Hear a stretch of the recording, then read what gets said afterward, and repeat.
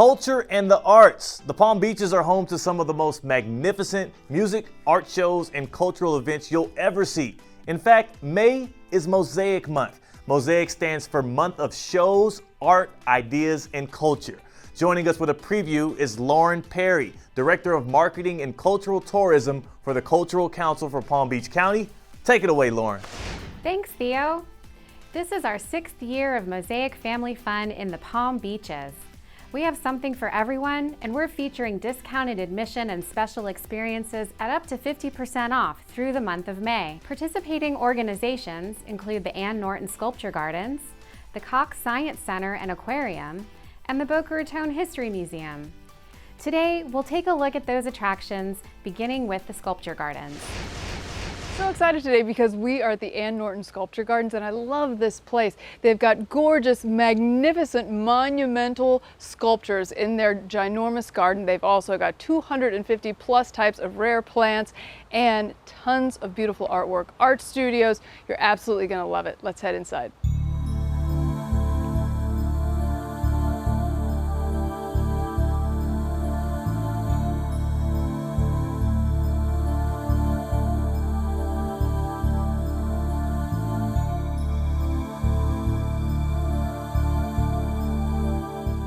If you're in the Palm Beaches, a must-see is the Ann Norton Sculpture Gardens. They're absolutely incredible. And we are here with someone from Sculpture Gardens, Cynthia Kenai. Thank you so much for having us today. This place is really incredible. I mean, it's like nothing you've ever seen before. Thank you. We think so. We are standing in the studio of Ann Norton, which is probably one of the most magical places that we have here. There's a lot to see here. I mean, the actual house, actually listed on the National Registry of Historic Places, which is incredible on its own. You feature other artists in the home. You've got the gorgeous sculpture gardens, which we'll see very shortly. And there are 9 monumental sculptures in this garden of Ann Norton's that are going to blow your mind. They're beautiful. So tell us a little bit about the history. How did this place come about? The historic home was the home of Ralph Norton and his wife Elizabeth.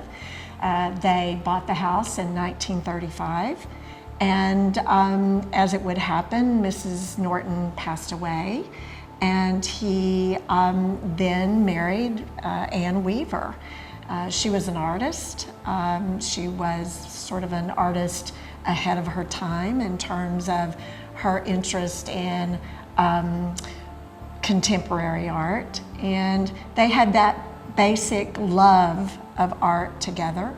They were married about 5 years before he passed away, and Ann Norton lived here for the rest of her life, and I think she spent most of it in this studio. I mean, it's an absolutely incredible place, and it's very inspiring just to be in here. You can feel all of the juices flowing, and one of the things I find really interesting about Ann Norton as an artist, you don't necessarily think by looking at all of her works that they were done by the same artist. She seemed really versatile, and working with brick and granite and all kinds of other materials. It's really fascinating. I think that she was someone who was constantly expanding the boundaries of what the means in which she worked. So she traveled a lot, and through travel, I think she had a lot of inspiration from different places, and you see that in the monumental sculpture. The one that's in granite, the 7 beings, was definitely inspired by travel, and a lot of the other brick sculptures. There are 8 other brick sculptures in the gardens, and we think that is an inspiration from where she grew up, which was Selma, Alabama. She made all of the bricks, created them, and then inside each of the sculptures is steel rebar. So there was a lot of engineering and a lot of things that came together to create these amazing pieces. And then in here you see a lot of wood, you see bronze, you see stone, and of course huge plaster pieces, and it's interesting to note that Ann Norton was 4 feet 11 inches tall. She was small and petite, but she was always thinking big about her art. But for her legacy, she really wanted to protect this 2-acre green space on the Intercoastal Waterway and for the community to enjoy.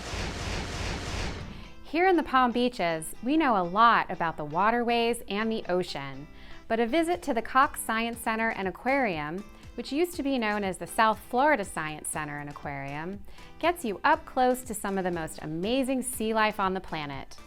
Science lovers of all ages can learn so much more about our history and our universe. Take a look.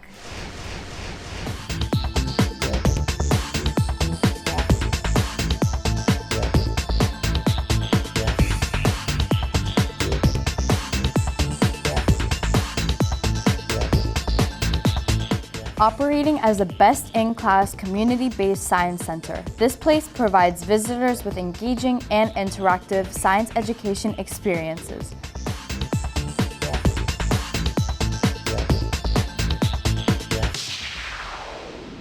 Palm Beach County now has the largest aquarium, all the way from Miami to Orlando.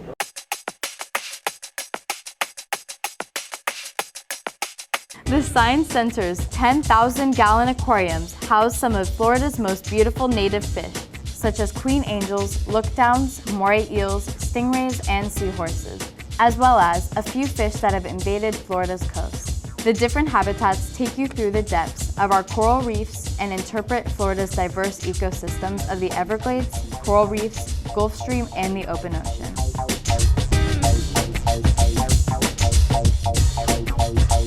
We're here with Adam Newton and one of South Florida's only planetariums. That's right, Gemma. We have a lot of things that we can do here at the South Florida Science Center and Aquarium in our planetarium. We have public shows that happen every single day on the weekdays, Monday through Friday, at 1 o'clock, 2 o'clock, 3 o'clock, and 4 o'clock. Now there are shows for all different age groups. We have shows for little kids with our Big Bird and Elmo show, and we also have shows for adults where we can talk about the stars, constellations, and show you what the sky will look like tonight after you view our show and go out and view it in a real-time sky.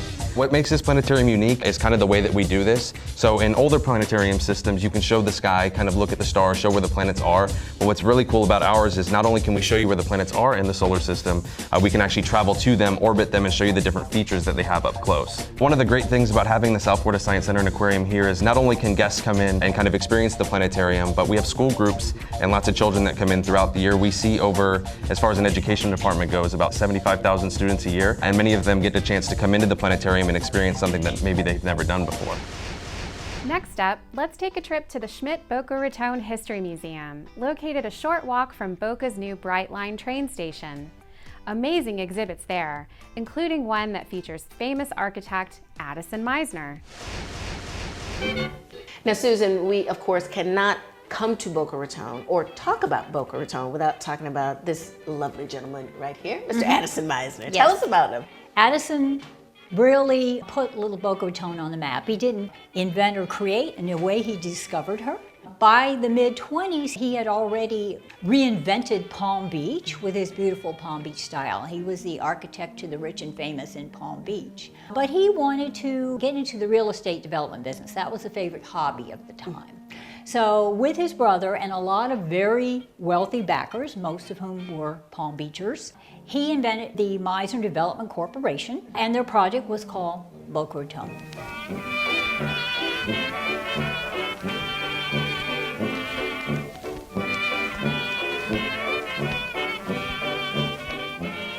He came to Boca to create the world's greatest resort community, not just resort hotel. A place with, of course, mansions, housing for regular people, golf courses, an airport, a very fine hotel, as well as an Olympic-sized stadium. It was a very grand project, over the top, wonderful idea, which the local citizens were just totally enamored of. A lot of things Mr. Meisner planned never made it off paper, but a number did as well. And it was such a glorious dream. We still name everything after him. Think of an evening in June under a crystal-like moon. Think of an old Spanish tune. You're in Avalon town.